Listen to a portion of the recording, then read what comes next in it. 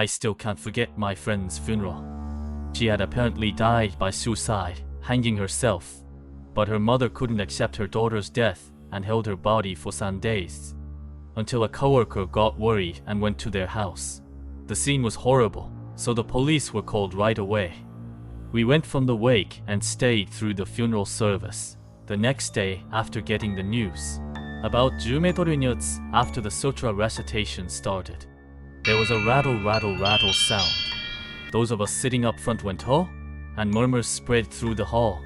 Then in the next moment, PANG, the lid of the casket fell and the upper half of her dead body sat up.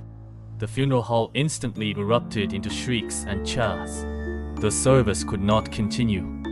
We were paralyzed by the terror, unable to move.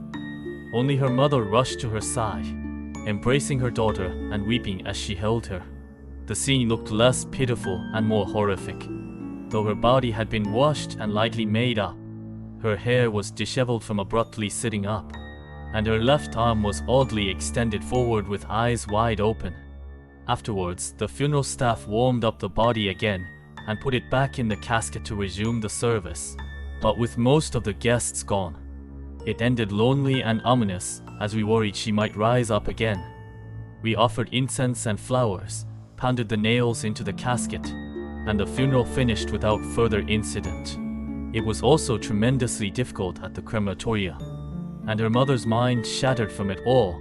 She remains hospitalized to this day. I visit every year on the death anniversary, and she's always clutching a teddy bear, talking to it.